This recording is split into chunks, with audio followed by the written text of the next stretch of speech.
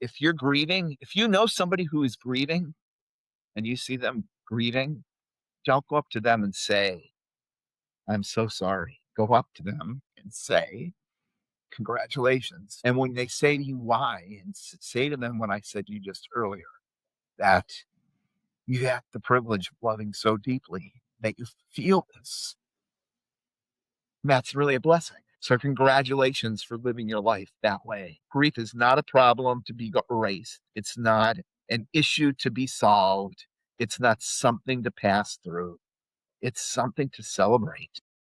Good morning, good afternoon, whenever this message reaches you. I have the pleasure of introducing G. Scott Graham. He's an author of many different books, a variety, Guide to Paddleboarding to Grief.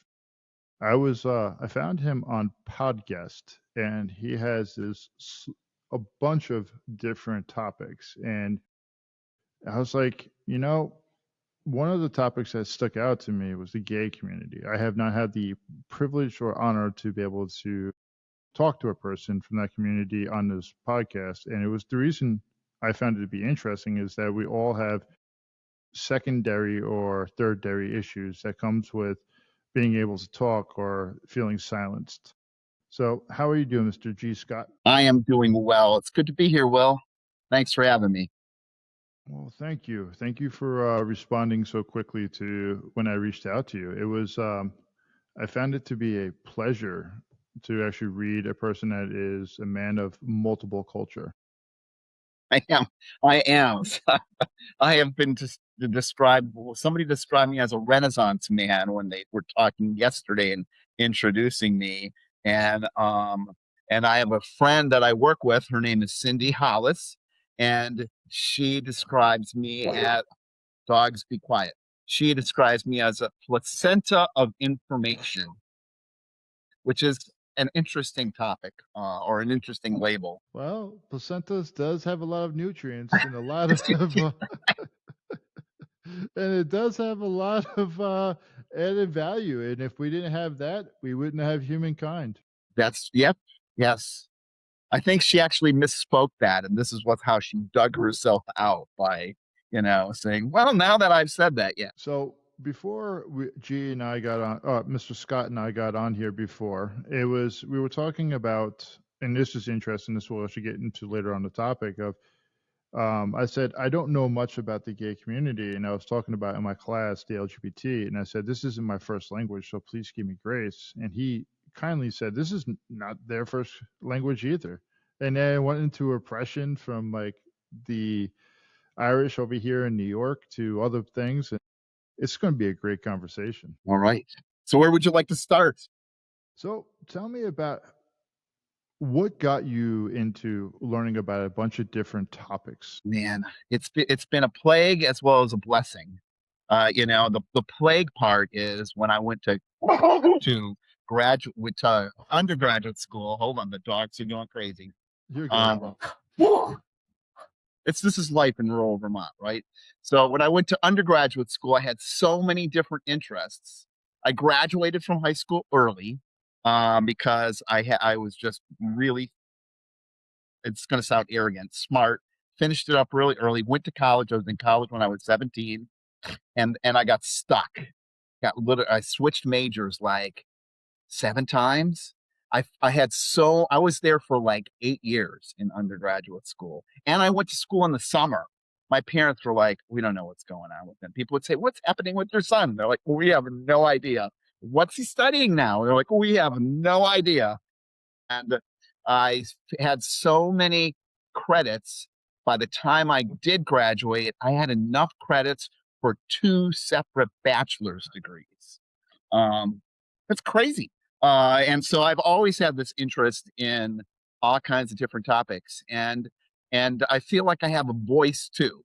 So the interest plus the voice ends up becoming this impetus to write and put things out there. So I'm actually writing a book that I started in 2014 or 15 about hiking the GR20, which is if you're in Europe, it's considered the toughest hiking trail in Europe. And so everybody, that's kind of people in France are interested in, people in the UK are interested in it. But no one in America knows about it. So I'm putting together that book. I hiked it in 2015 and wrote the trip off on my taxes because I was planning to write a book. And so 10 years later now, I better do it before I get in trouble with the IRS. Um, Even though that's past the 7 year window, I still feel like I need to write it and make it happen. So it's sent off to the editor that I'm working with now to kind of tweak it and give me feedback. As much as a person that likes to learn, isn't it sometimes very lonely when you're actually doing a lot of these tasks, people asking you where you're at, and then all of a sudden it's just like you have one thing taking over another area? Yes, yeah, that's very true. Sometimes it feels like I'm plate spinning. And I'm running around from one thing to another, focused on that, especially when it comes to keeping up on top of like continuing education credits, which, once you get your degree, it's like you think it's over, right? I've got my degree. You're going to be like, oh, now you're licensed. Now you have CEUs that you have to get every year. And every single thing I've got floating out there has CEUs, from the EMT CEUs to I'm an insurance rep. I have those CEUs. I have substance abuse CEUs. I have counseling CEUs. Goes on and on and on and on. A lot of CEUs. Well, so I'll jump into it as a person that works with or knows about psychedelics. I don't know if you're an integration coach, but it's what got you involved in that area of helping people out with the modalities? Like, because I know that it's been more of, I don't want to say a pop culture thing now. It's more of, or a hip thing. I noticed that like ayahuasca has been getting bigger names, MDMA for self love, for couples counseling. They're bringing that back up before it was hijacked by the rave community. Same thing with ibogaine and other addictions. So, what got you more curious in that field? So the piece that opened it up for me actually was the loss of my husband of 31 years in 2019, right as we started the COVID pandemic, epidemic, whatever you want to call it. He was killed in an automobile accident and burned alive. And that was really hard to deal with on my own. The two dogs that you heard barking before, became central to my support around this stuff. And really, I wouldn't be alive today if it wasn't for those, um, for the two dogs. Um, and there were there was a piece about the grief that I could not access, and it literally was a physical piece. Brian and I, at our 10th anniversary, put together this time capsule. And like all things that I guess I do, because I'm like an overachiever, I bought a little time capsule kit with like this little teeny, like, I don't know, it was like really teeny. Well, it turned into a Home Depot bucket, a 5 gallon Home Depot bucket, and it was filled. And then when we got to our 25th anniversary, I we did it again. And so that was in 2013, our 25th anniversary. And our plan was to open this up when we were I don't know, at our 50th anniversary or something like that. And it was filled with all kinds of stuff. Like, we took pictures of the house, we took pictures of where we were at. There were bills that we had. I mean, it's all this stuff that you would put in a time capsule that you had remembered. But there were, you can see this is still really charged for me. There were in the time, and if you have the opportunity to do this after you hear this, you should definitely do this at some point in your life. If you've got kids, if you've got a relationship, if you're getting out of school, this is really a powerful thing to do. Um, and I didn't think about it when we did it at the time, but at the time, we invited everybody that we knew to write letters to the future, and we put those in the time capsule. So there were letters in the future from my parents who had passed away to Brian. There were letters to me from my parents. Both of them had passed away, from my brother who had passed away, from my sister who had passed away. But of all those letters, Brian and I each wrote a letter to each other. And we each wrote a letter to ourselves, um, in that to our future self, advice. And, and you could, and some of the people did, you could really be superficial in the letters. Hey, hope you're having a good time. Hope you're on a beach someplace, blah, blah, blah, blah. Uh, but we invited people to be a little bit deeper. And Brian and I knew that Brian was, and I knew that I was definitely deep. Well, I'm going to tell you what I'm going to tell my future self what I really think. I don't have no skin in the game right now in 1998. Um, and I knew they were just waiting for me to open, and I could not bring myself to even go there. And and then a friend started talking to me about MDMA, and MDMA and how it works. For those of you who are listening, like if someone has trauma and they're trying to work, like, PTSD from like a horrible thing on the battlefield, they work with a therapist, and that therapist learns the background and kind of builds this arsenal of information about what that person has experienced around trauma, but doesn't go too deep because that person can't handle it. And then that person takes MDMA, and MDMA bubble wraps them essentially, and they're feeling really great. So they could just be there, like, they'd be happy. That's it. But they're with a therapist then, who then has this arsenal of questions while they're bubble wrapped. Um, that therapist can fire all these questions and get them to talk about that past and what they experienced. And when they talk about that, they're not only are they bridging the gap to embrace those, for lack of a better word, experiences and feelings, but they're experiencing that with a different emotion, emotional context. Um, and so I didn't need to hire a therapist because we put together this ammunition in 2 time capsules. And that was more than enough ammunition to talk about my relationship with Brian and the trauma and the letters from myself. I mean, it was more than enough.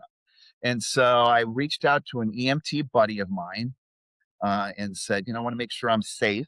If I, take this MDMA and go down the tubes, I want a medical professional there.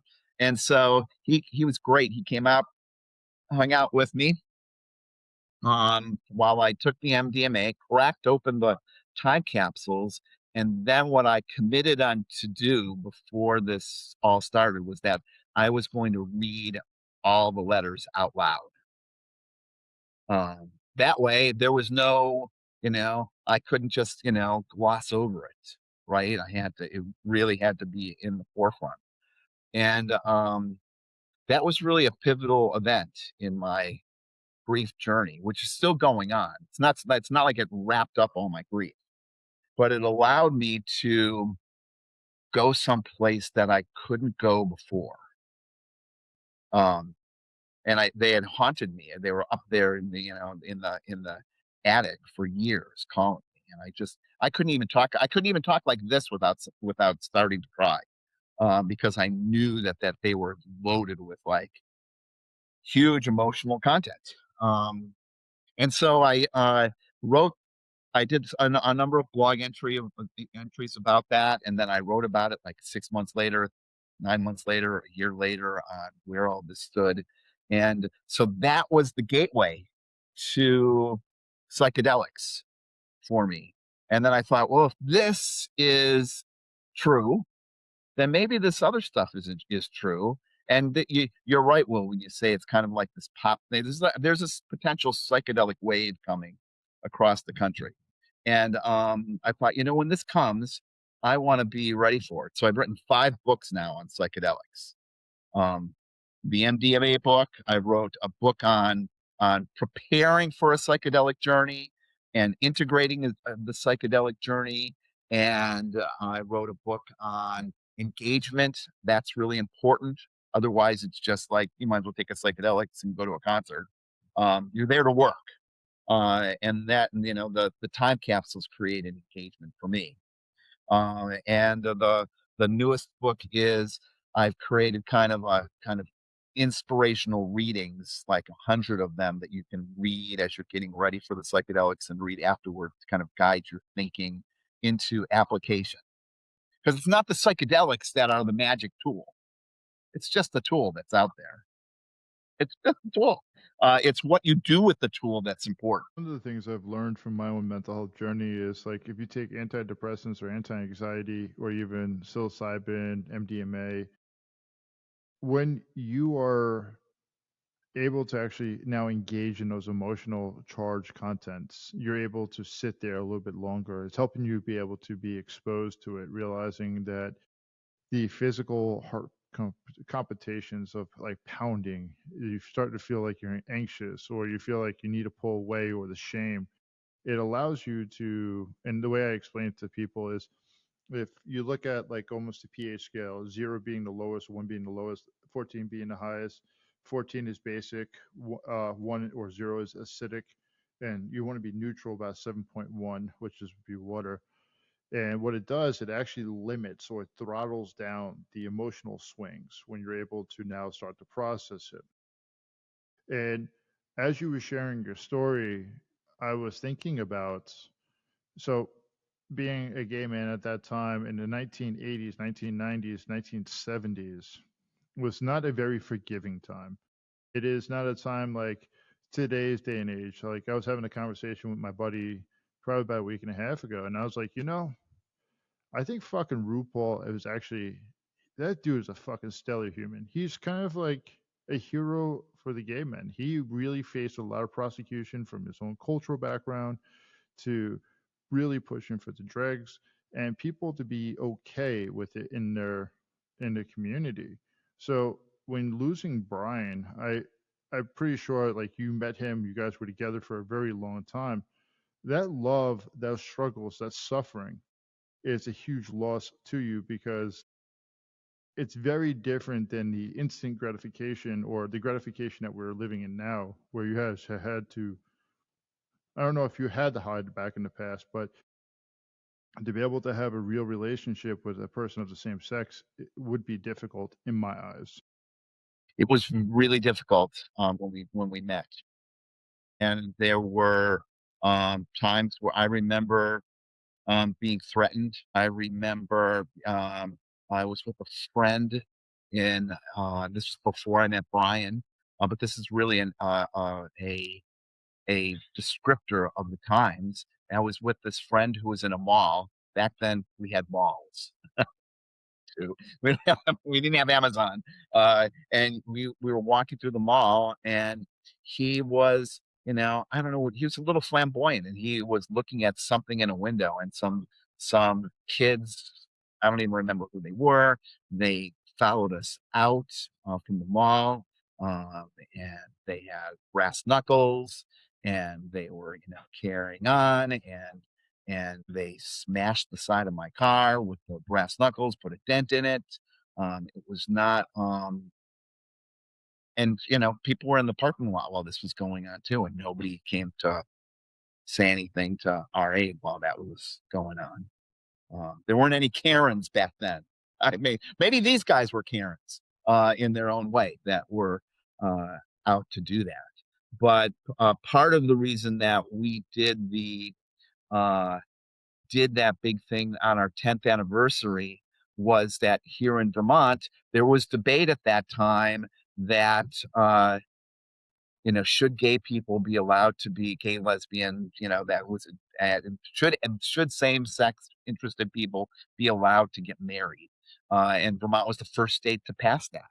And so we were actually a write up in the newspaper from that year about us and our 10th anniversary and a picture of us that was in the newspaper. It was like a huge big deal to have for that to happen.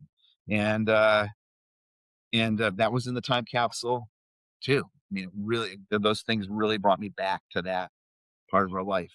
Um, and it's the not only is there um, a a kind of closeted piece around your who you are and your identity, but there's a lack of support around your relationships, right? I mean, I've got a friend still to this day. He's got some friends who are his family's very conservative. They never ask him about, are you dating anybody? Are you seeing anybody? What's going on? Nothing. My family that I interact with, who were very supportive and very engaged with Brian for 30 years, they got used to that. And so they ask me, are you dating somebody? How's it going? How's the grief? How do you miss Brian?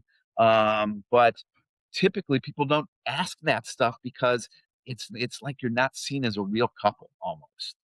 I know that sounds funky, but it is like it's like those social supports that we typically have are gone or not there for um, LGBTQ folks that get married.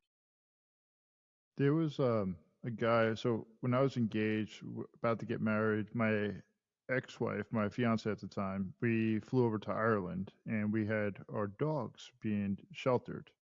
And the couple that owned it, married gay men. The guy that I would thought would have been probably the feminine one was totally wrong, and I thought the big guy would have been more the masculine one. Totally wrong.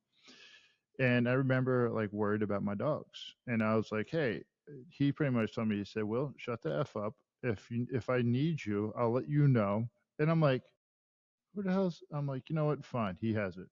But when I came back from Ireland, I had this conversation with him in the dog kennel, and he was like, me being ignorant, I was just back from the Marine Corps not too long ago, and I say ignorant because I didn't know I could ask these questions, and I was asking questions of like, "Hey, how was it?" I was like, "What's the big deal about being married?" And he was like, "Well, you think it's a religious thing.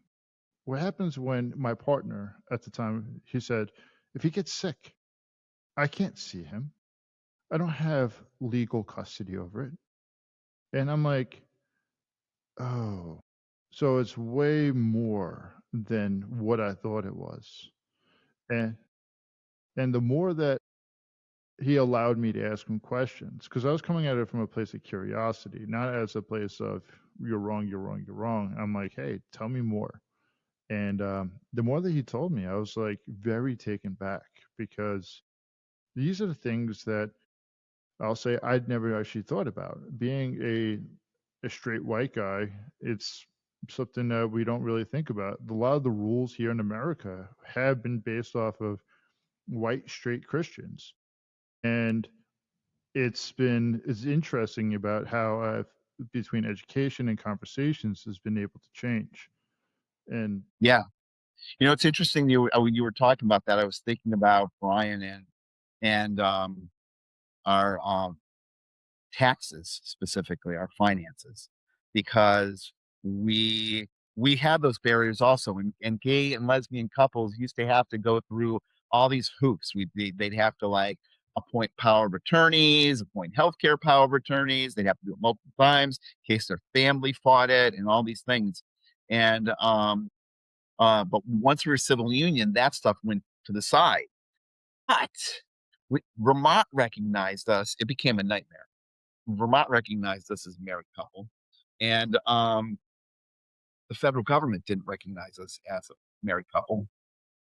We had to do our taxes every year 4 fucking times because of this. 4 times. And we took turns managing our money.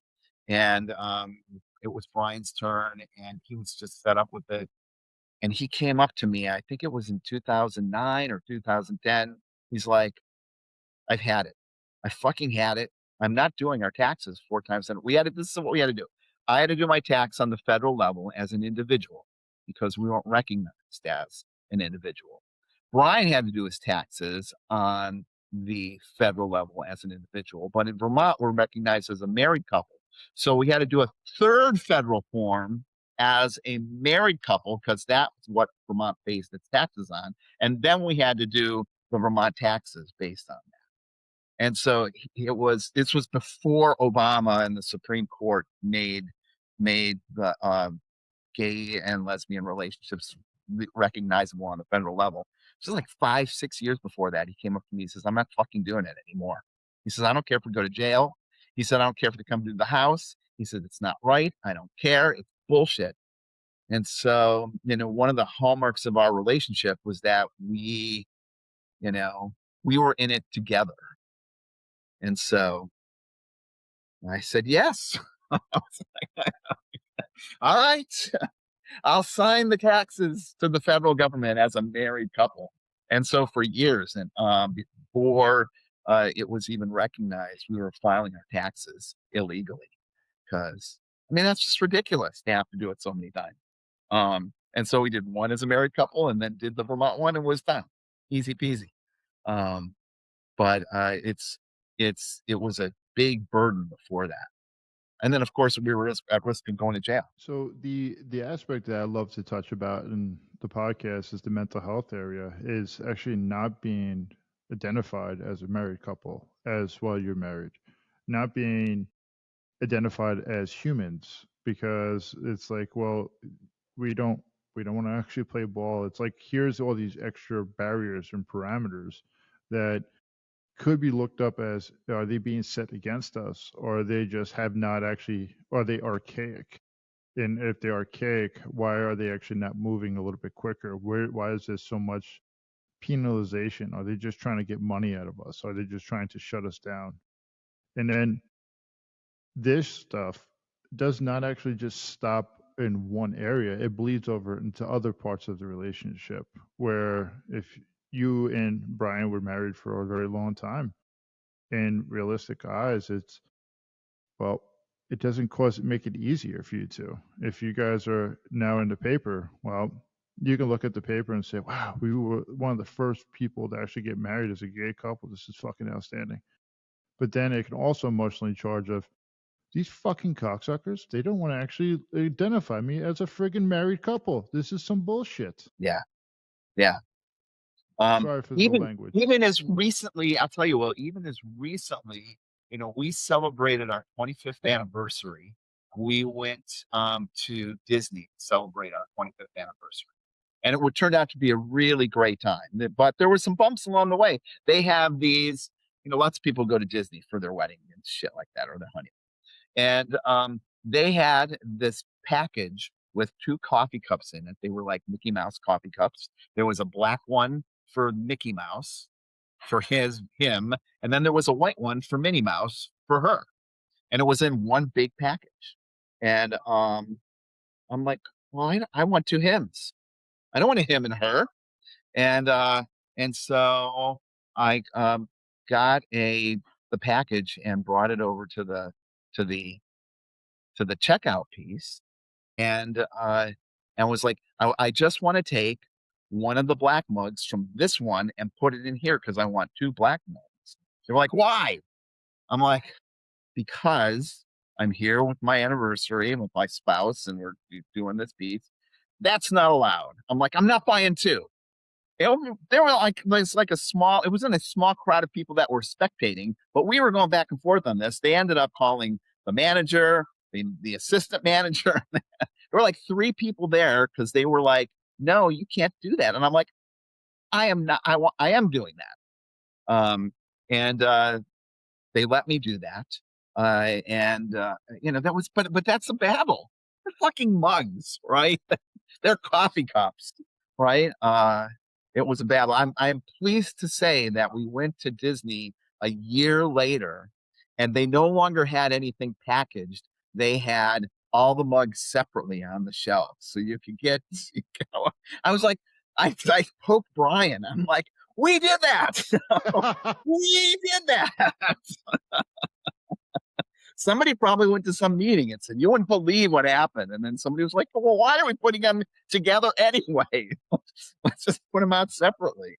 That was a really nice, I remember that fun afterwards. It's like the second time when they were all out on there separately. The other aspect that people don't look at with grief is all that love, all that the frustration that was actually incorporated into it. So, if we go back to the time capsule of when you were actually doing the MDMA and you were going through it, like, I'm pretty sure it sparked up all these type of loving and emotions, these pictures, these past tense. And then the aspect that I only really learned this year was that, when we actually have a partner, we lose part of our memory when we lose them because they remember things differently than us, and they're the ones that actually keeps our check and balances. So, how did it feel the next day after you went through this, the journey that you went on? Um, the most powerful pieces, I'm glad you said that, because the most powerful pieces from the entire time capsule was, the letters that we wrote to each other, and the letter that, I read Brian's letter that he wrote to himself. Um, and, uh, and we both wrote at a point that in the letter was like, "Are we still together? Am I still alive? Um, and are you still doing this? Are you still doing this? Are you still doing that? I hope not, because it was really irritating that you used to do this. But if you are, I still love you nonetheless." Um, but that was it.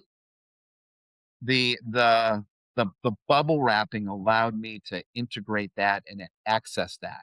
And so the next day I was able to read those letters again with a clear head without the bubble wrap because I'd already done it in a sense. And so it was like moving from the, you know, bunny slope on a ski hill to the green trails, right? Felt like I had some mastery and wasn't going to fall apart, and so I could uh, embrace those more fully without having to be wrapped up in MDMA. How did the tears feel?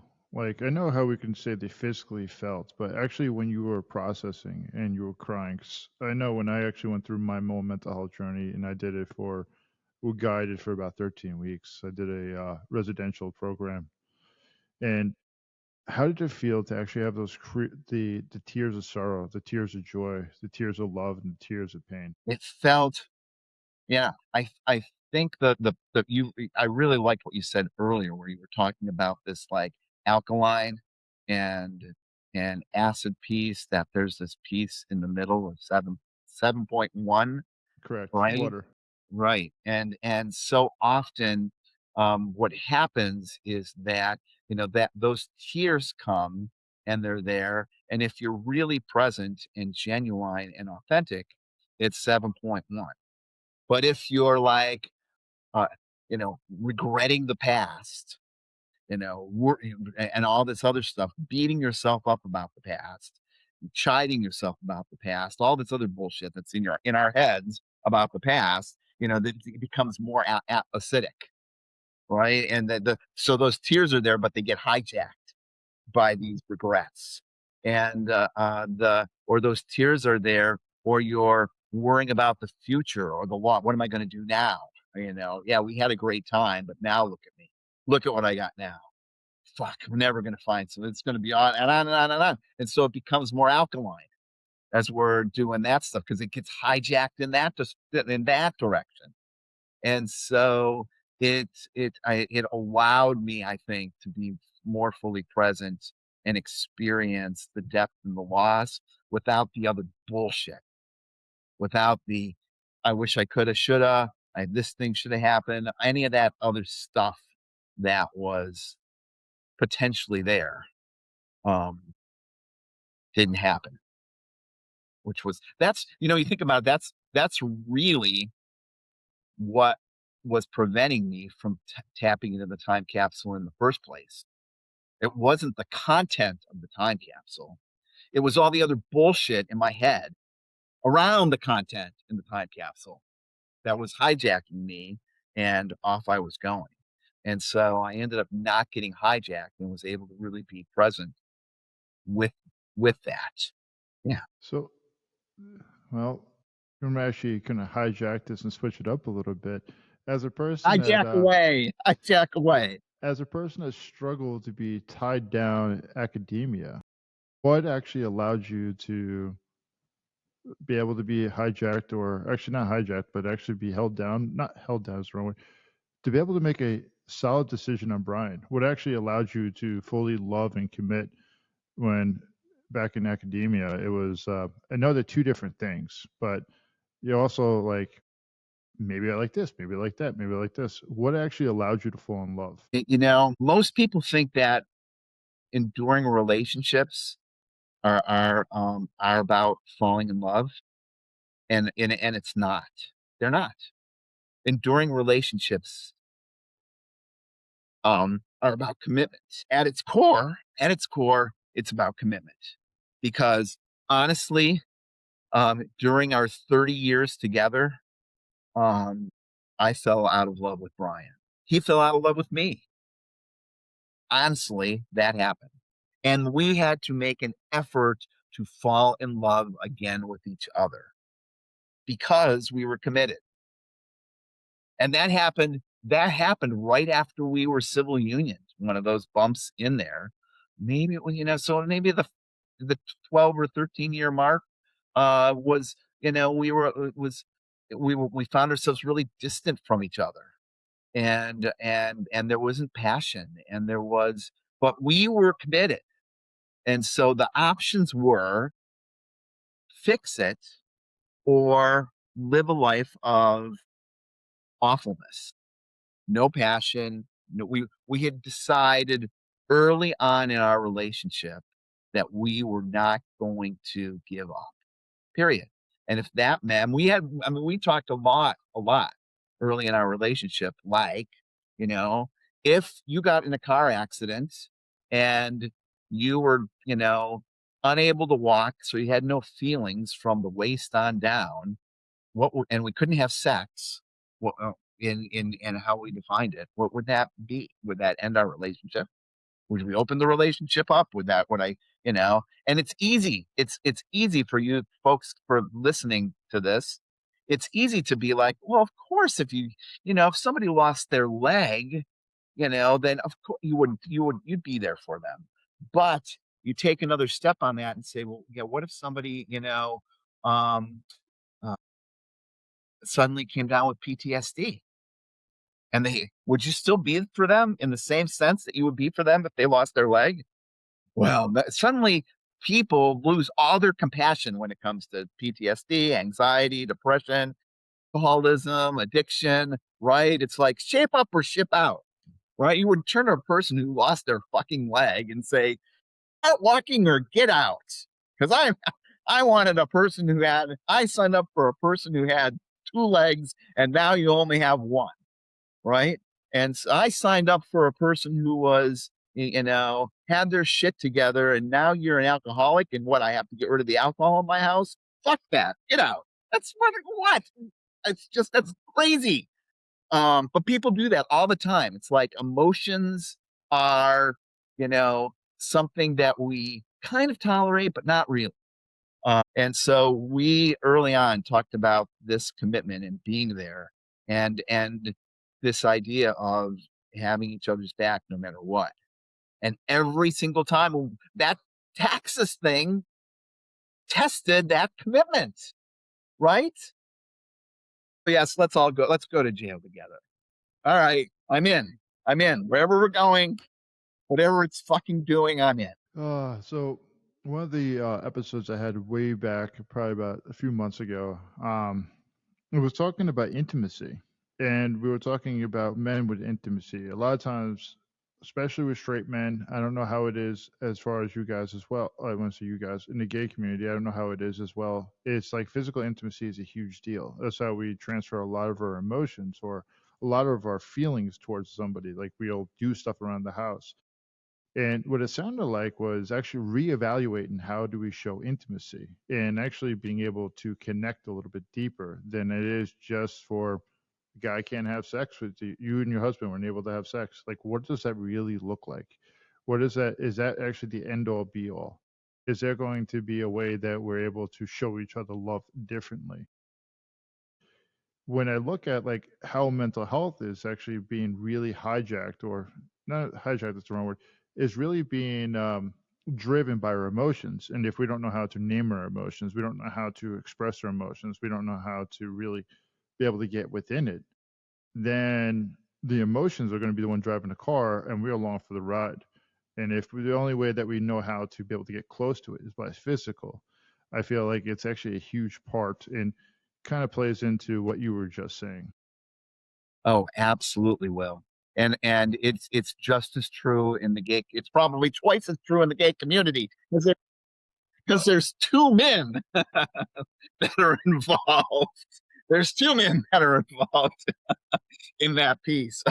I know some, and there's a huge amount of pressure to have sex and perform that way. I mean, you look at the, apps like Grinder, where, people are just putting themselves out there as like tops and bottoms and in between and this thing and that thing. And it's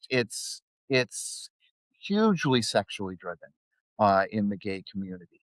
And and to be honest, it became an issue because I mean, you get old.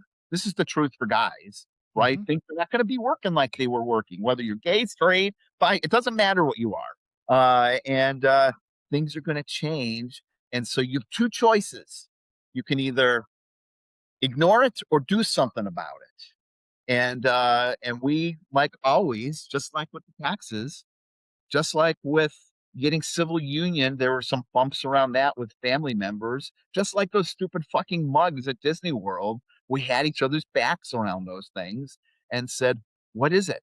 We don't want it. What does that mean? What is it? What do we have to do now that there's you know issues around sexual performance, or you're not as horny as you used to be? What do we do?" And we figured that out. I was really, really uh,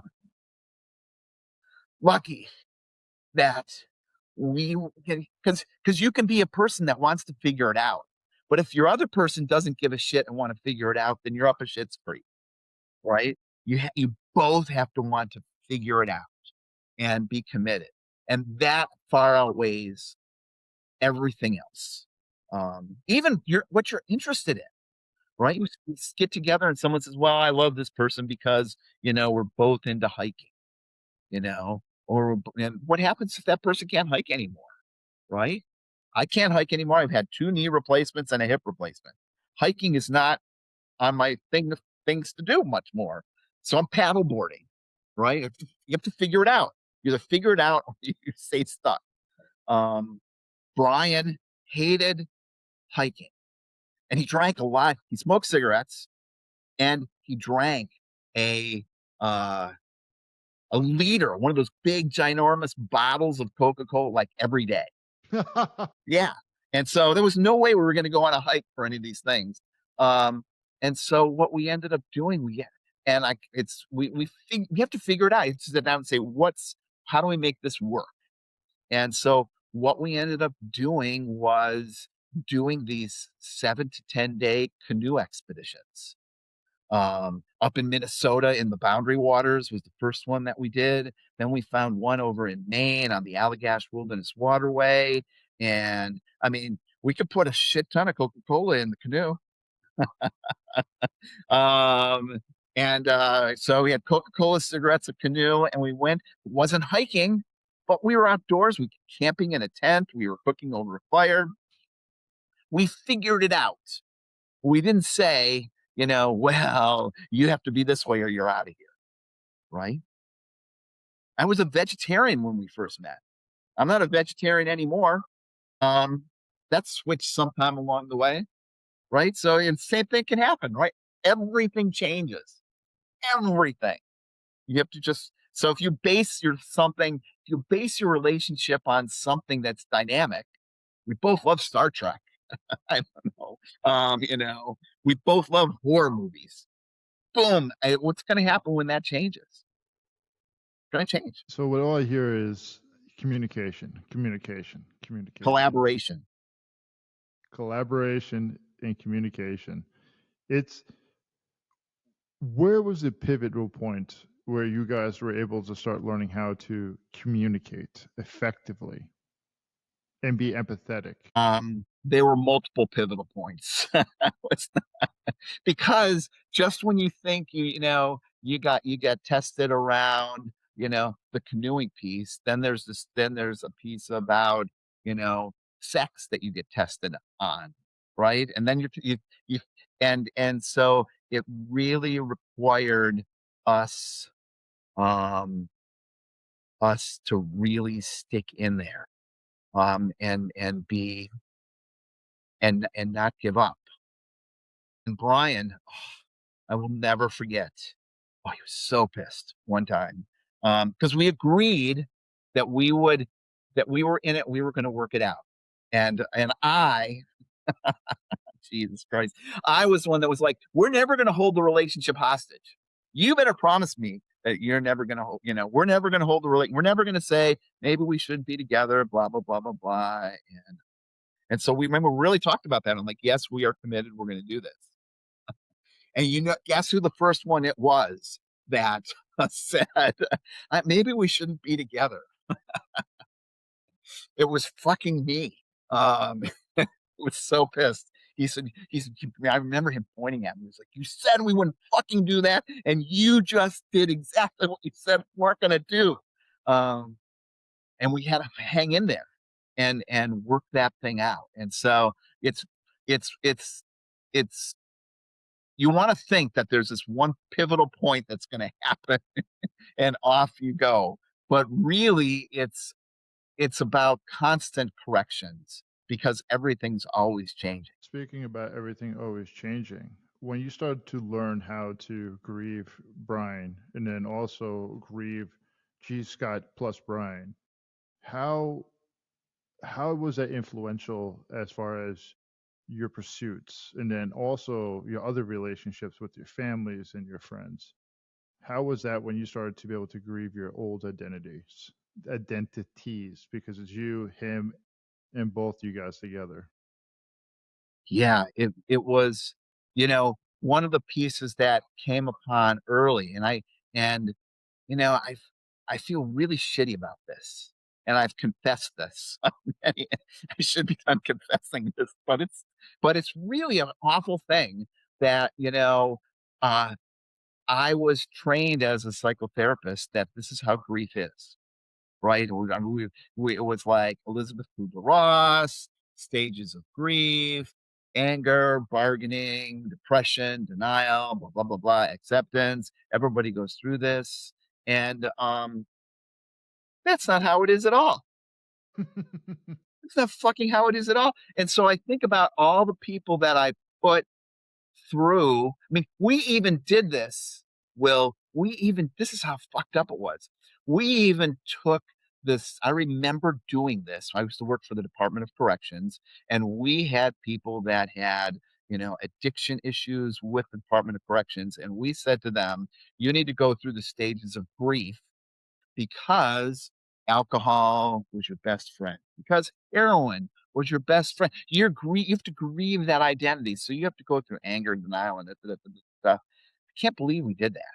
I mean, it was so wrong. Couldn't be more wrong. And I didn't discover it until it happened to me, and I was on the other side. And I was like, wait a minute, what's wrong with this?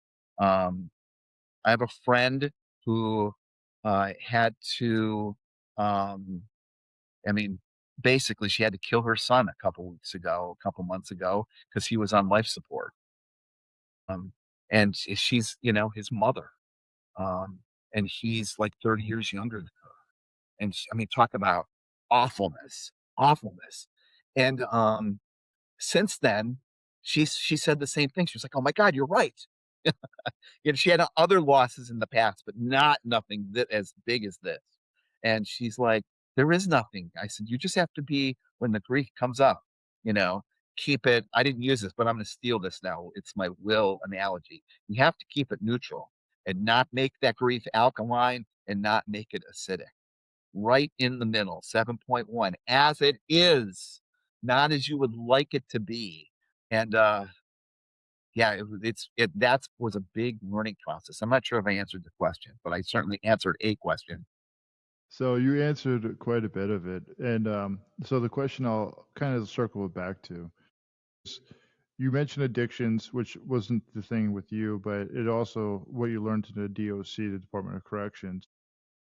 When you lose a person, you lose your addictions, you're losing part of your identity. It's a much more raw. Like I know when I was engaged or I was in a relationship, I knew I had to have a certain persona about me. I had somebody that throttled what I can do and what I can't do because I was actually keeping them in check and they were keeping me in check. And same thing with alcohol and substances. It actually allowed it to either be throttled or changed to allow people to get so close to me. So after when you started to grieve yourself and grieve those identities, how was it actually developing these other relationships with people? Because they know you for you and Brian, but how was it when you were allowing yourself to be just G Scott? That's was a hard piece. That's been a hard piece. And I even have one friend, and we're not friends anymore. Um, this often this often happens in grief. I remember when I was going through this, somebody came up to me and said, "Have you lost any friends yet?" And because they get locked into this way of being, and this as I was out there, I met another guy, Peter, and fell in love, and it totally destroyed everything in my. I was like totally messed up, and had to do a lot of work to get through that. But this one friend of mine was like really anti Peter because it felt, I guess, to him that I was somehow not being Brian, not recognizing Brian, or cheating on him, or I don't know what it was. But he was very resistant around accepting that, and then would gaslight me around these things. And so it's been a challenge. I will say this, that we had vacations that we used to go on in specific locations. Like we'd go to New Orleans, or we'd go canoeing on the Allagash, or we'd go to Florida to visit my mom, and I have not, I've not gone back to those places because though they're just too charged with, because we went there. It wasn't like we went there once. We went there like, you know, 10 times. And so now, one of the things I've done is I have a camper. I go RVing, with the dogs. I taught the dog. That's one of the reasons that the dogs know how to paddleboard. I taught my dogs how to paddleboard, and the only reason I taught my dogs how to paddleboard was because I couldn't go to these places that I used to go with Brian, and I had to do something else, and I wanted to do something with the dogs. I tried mountain biking, which was a nightmare. Can you imagine mountain biking with dogs? Like, that's just crazy. On a road, whatever. And so, but now they love going on the paddleboard, and they're trained and all my yards. So we can get if they fall in the middle of in the water, in the middle of the lake. They know how to get back on. I can get them back on, all that stuff. But it's I'm there. I'm still there as a person who was that part of Brian is still with me. Um, even on the intimacy side, I said this on another podcast that I couldn't believe I said it. So I'm going to say it here because I've already, I've already done the bunny slope. I can move on to the green thing, or the green scale. I mean, Brian died in December of 2019, so that's actually 6 years ago this week, and I still cannot come without thinking of Brian. I can watch porn. I mean, so it's not about people either. I can watch porn. I do this. There was less of that with Peter, where I was like, that was one of the things that was like amazing and also frightening and scary, was that, you know, I was having an orgasm and being totally present with Peter.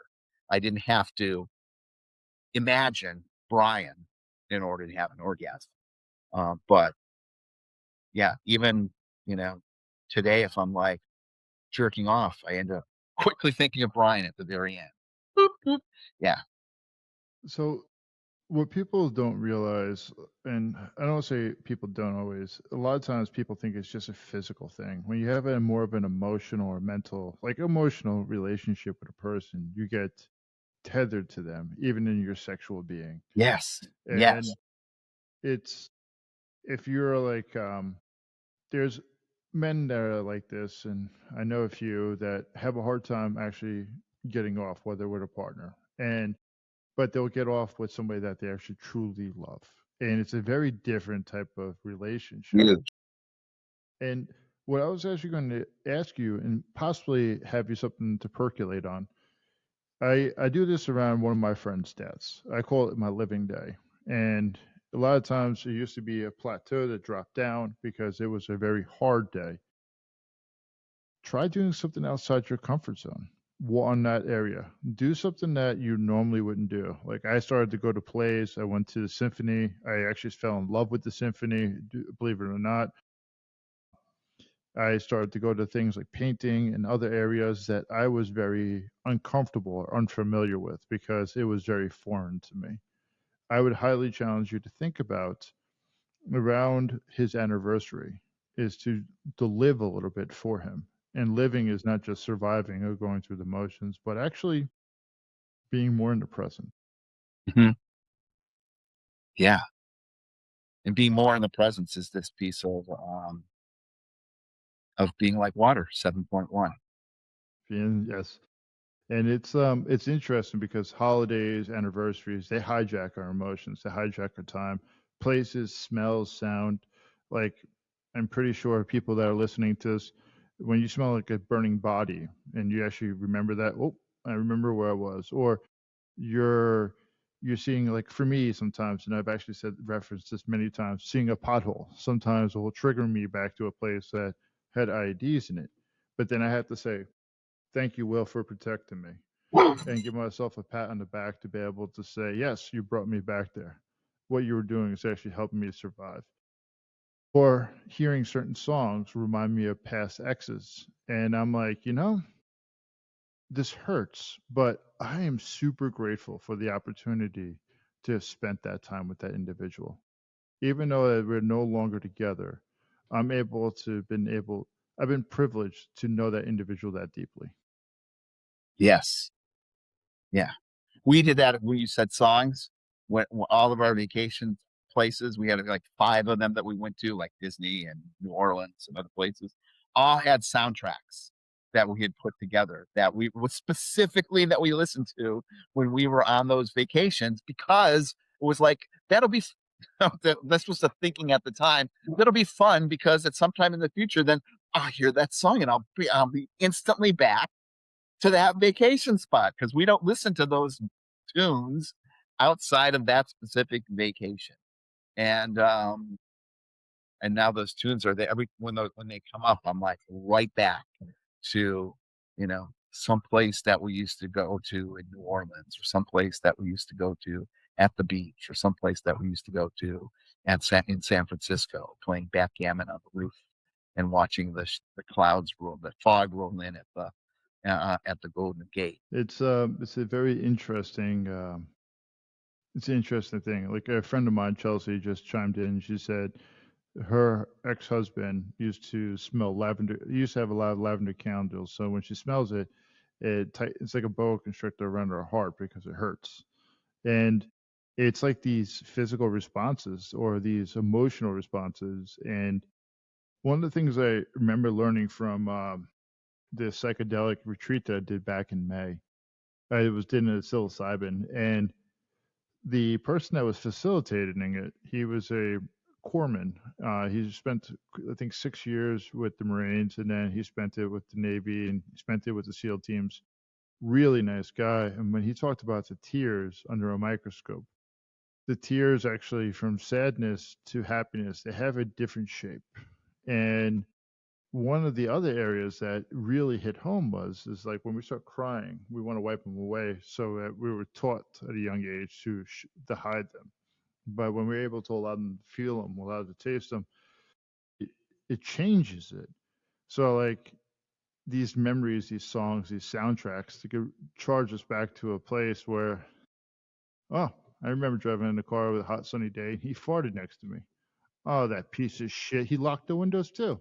So it's like those things that we remember, that it was love and disgust at the time, but it was just these happy, beautiful moments that we have. we're able to have a chance to endure. But And they're blessings now when they come yeah, up. As long as you don't resist them and go all alkaline or all acidic, that boa constrictor around your heart is a blessing, right? Unless it's only not a blessing when you're like, I don't want it. I'm like, because here's the truth is that there's a lot of people out there. There's a lot of people who die every day, and we don't give two shits about them. We don't even know them, right? They're dying all over the place. We don't give two shits about them. To have uh, this feeling like this person said to you about this boa constrictor on your heart, that's a testament that they really live their life fully, right? Because if you don't live your life fully, you never end up with a boa constrictor around your heart. If you live your life safely, you never grieve, ever. And so you get through and you just, this. But if you embrace the depths of love, it's the flip side of the coin. And so I always remember the greater the pain is just a testimonial to the depth of love. beautifully said. I agree with that wholeheartedly. It's a way to be able to, I don't want to say measure, but we're able to understand the losses also because there was a lot of love there. Right. So, Right. Mr. And G, here's the follow up question. yeah, And this is if you knew, if you knew that if someone came up to me 30, 40 years ago and said, you're going to meet this guy and you're going to have all of these feelings.